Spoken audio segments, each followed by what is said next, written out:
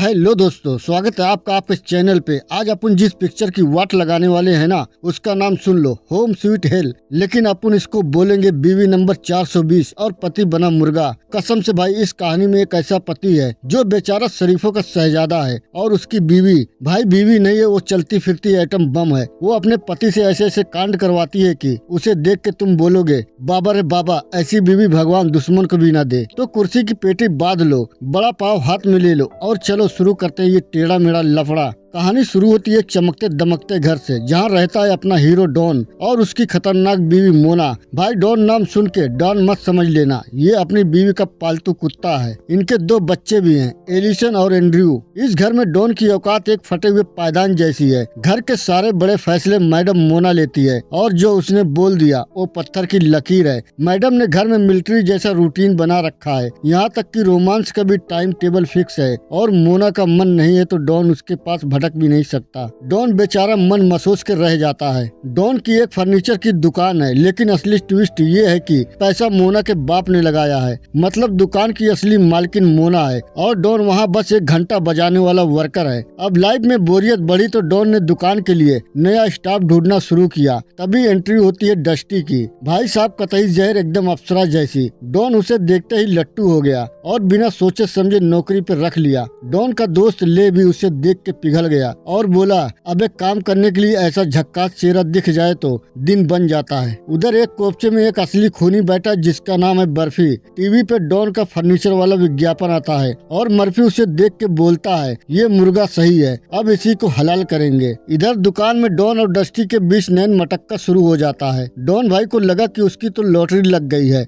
दोनों का अफेयर शुरू हो गया और डॉन अब पहले से ज्यादा खुश रहने लगा। उसे लगा लाइफ सेट है, पर उसे क्या पता था कि आगे रायता फैलने वाला है। एक दिन घर में पार्टी चल रही होती है, तभी डस्टी डॉन के कान में बम फोड़ती है, बोलती है मैं प्रेग्नेंट हूँ। डॉन के तोते उड़ गए। वो बोला, अबे पिल्स नहीं लेती क्या? डस्टी बोली, ना अपन को तो बच्चे चाहिए। डॉन भागा अपने दोस्त ले के पास। ले बोला, अबे वो गोल्ड डिगर है, पैसे ऐडना चाहती है, उसे कुछ माल खिला और रफा दफा कर। और ले एकदम सही था। डस्टी और वो गैंगस्टर मर्फी मिले हुए थे, उनका धंधा ही यही था, अमीर मर्दों को फंसाओ और फिर ब्लैकमेल करके तिजोरी खाली करो। डॉन ने डस्टी को $3000 दे के पीछा छुड़ाने की कोशिश की, पर मर्फी को चाहिए थे $25000। डस्टी ने डॉन को ब्लैकमेल करना शुरू कर दिया। डॉन की फट के 4 हो गई। उसने सोचा अब बीवी को सब कुछ बता देता हूँ। उसने मोना को सब उगल दिया। पहले तो मोना एकदम शांत रही, फिर जो चिल्लाई भाई, डॉन की सिट्टी पिट्टी गुल हो गई। उसने डॉन को उसकी औकात दिला दी कि आज जो भी है तू उसके बाप के पैसों की वजह से है। मैडम मोना बोली,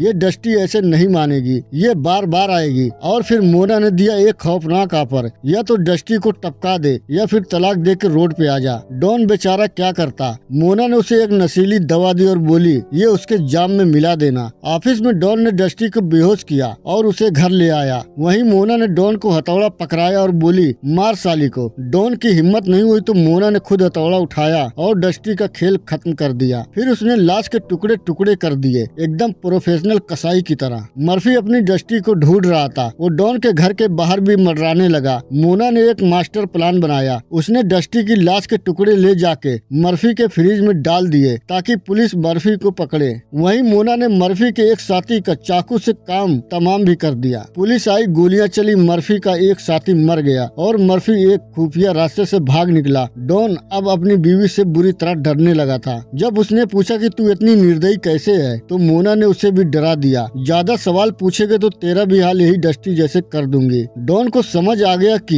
ये बीवी उसे और उसके बच्चों को बर्बाद कर देगी। उसने देखा कि मोना अपनी बेटी को भी अपने जैसा साइको बना रही है। डॉन ने खतरनाक दांव खेला। उसने गैरेज के बिजली के तार ढीले किए और गैस लीक कर दी। फिर मोना को किसी बहाने से गैरेज में भेजा। जैसे ही मोना ने स्विच ऑन किया, धड़ाम, और मोना भगवान को प्यारी हो गई। तो दोस्तों, अंत भला तो सब भला। मोना के मरने के बाद डॉन को मिल गए इंश्योरेंस के ढेर सारे पैसे और संपत्ति। व्यक्ति अब वो अपने बच्चों के साथ एक आलीशान घर में मजे कर रहा था। कोई सख्त नियम नहीं, कोई पाबंदी नहीं, लेकिन कहानी में अभी ट्विस्ट बाकी है दोस्त। आखिरी सीन में दिखता है गैंगस्टर मर्फी जो अपनी बाइक पे डॉन का पीछा कर रहा है। फिर सुनाई देती है 2 गोलियां ठाए ठाए ठाए। अब डॉन बचा या गया ये फिल्म ने बताया ही नहीं। तो भाई लोग, इस कहानी से क्या सीख मिली? यही कि लड़की का चक्कर और साइको बीवी दोनों जानलेवा है। तो दोस्तों, अगर वीडियो पसंद आई है तो लाइक मारो और चैनल को सब्सक्राइब कर लो। हम आपके लिए ऐसी वीडियो लेकर आते रहेंगे। मिलते हैं दूसरी वीडियो में। Bye bye, take care.